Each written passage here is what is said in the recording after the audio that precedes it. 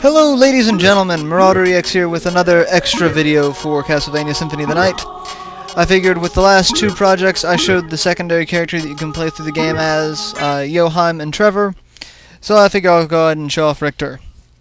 And I recorded just a huge mass of video, and I've gone through and edited a lot of it, so this is one of my first attempts at just editing and playing around with it, so we'll see how it goes. Richter, he plays like a traditional Castlevania side-scrolling adventure game. He doesn't get any item upgrades, he only gets the heart weapons, he has the whip, which is really weird, because even in the older Castlevania games you got upgrades to the whip. But he gets none of those. He gets a couple of special moves if you input certain commands on the D-pad, like the kick, the blade jump. He has a blade dash, but I really can't do the blade dash. You're not going to be seeing that. Sorry. And to make up for it, he does a set amount of damage per hit. So instead of doing specific hit point damage to bad guys, it's more of a number of hits. So that's a little interesting.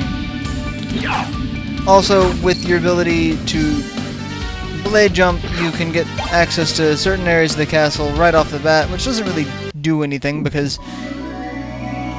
these areas were filled with items that Alucard could use, like weapons or heart max-ups or life max-ups, that obviously we're not going to be getting those.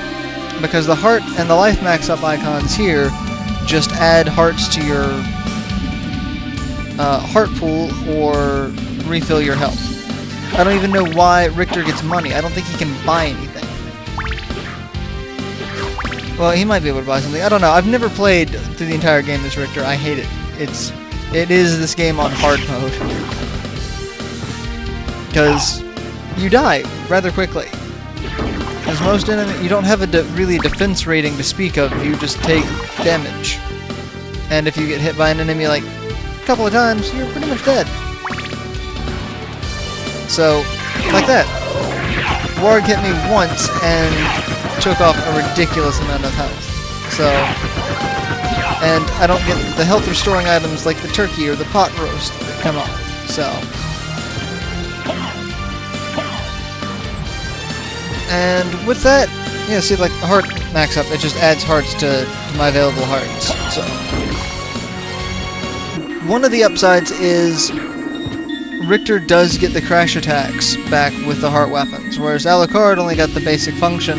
Richter gets the crash attacks. So if you use the cross, granted, I think Alucard gets the cross crash attack as his main.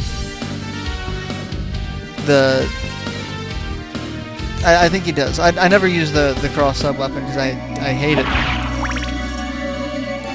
Richter gets the boomerangs, and then if he uses the crash attack, all of the crucifixes come flying around him and attack.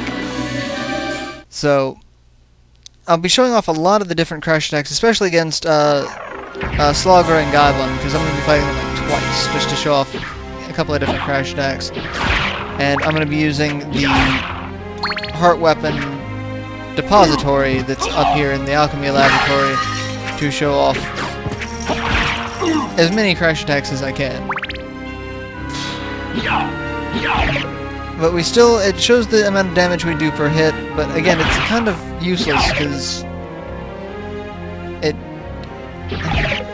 it's not the same type of damage that Alucard was doing, based off of the type of weapon you were using and their weaker resistance. It's weird. And yeah, again, editing failed at that point. Because I wanted to go up here and show off. No, I wanted to go up there. Well, my compulsion to attack all of the lamps.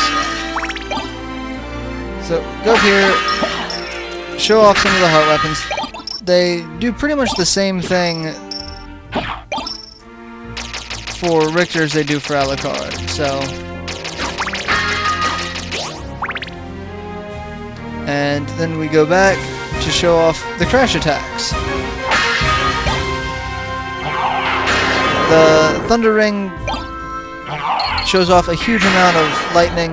The diamond actually makes you invincible. That's the crucifix that I was talking about.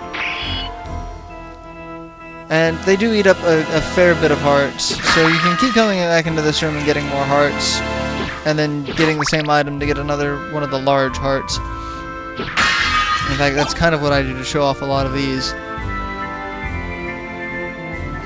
Because a good number of these, I don't have the hearts to do in this setup. The Bible's actually really weird because it shoots a laser. Like, I summon like 6 Bibles. The axe, you get an axe storm. The thunder again.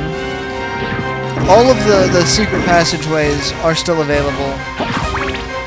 Some of them I'm not sure how they're open, like the one in the merman room in the first room where you've got to go in as the bat and then the wolf.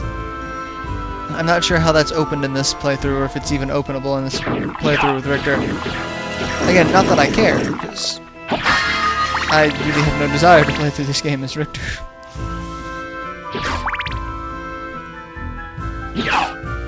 But he plays pretty much like he does in Dracula X Chronicles for the PSP, or Rondo of Blood if you're being anal about it.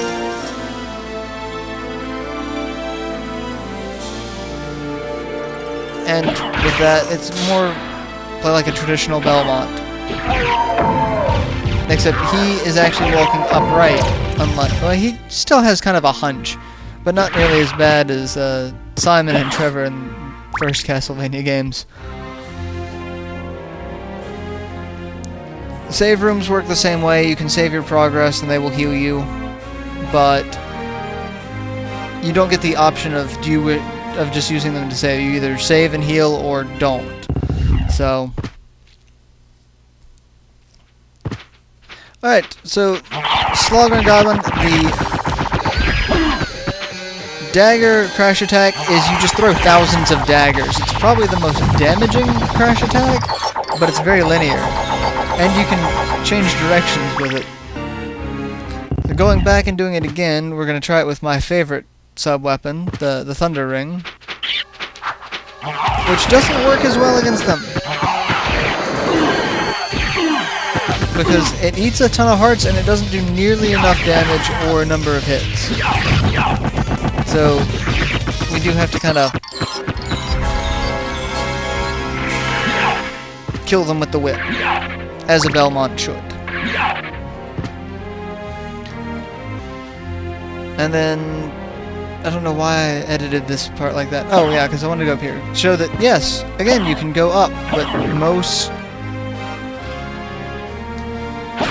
Like there was a... like, bat relic? No. Not a bat relic. I know it's in the Inverted Castle, that's the Ring of Arcana. But again, nothing there. It's pointless. That's one of the things that I feel kind of gypped about the Richter playthroughs, is they are kind of gypped by it. You don't get all of the different cool items like you get in the Alucard playthrough. I mean, I understand that they don't want to give Richter anything other than the Vampire Killer, but, you know, Flame Whip would have been nice. Lightning Whip, something interesting, just to mess around with. And here we make it to the Royal Chapel, and this is the last section that you will see for this, because I die here to show off just how bad Richter's defense really is against some things.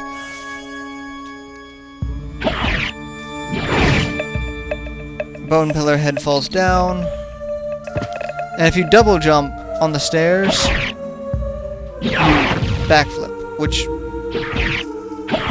is kind of a pain considering I'm so used to double jumping with Alucard to try to jump over things, not jump backwards again.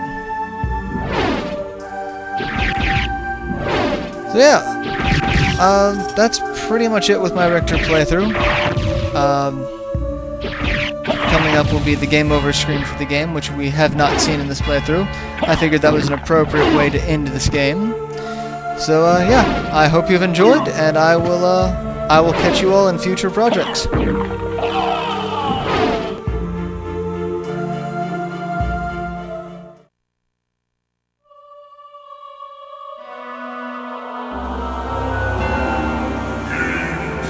over.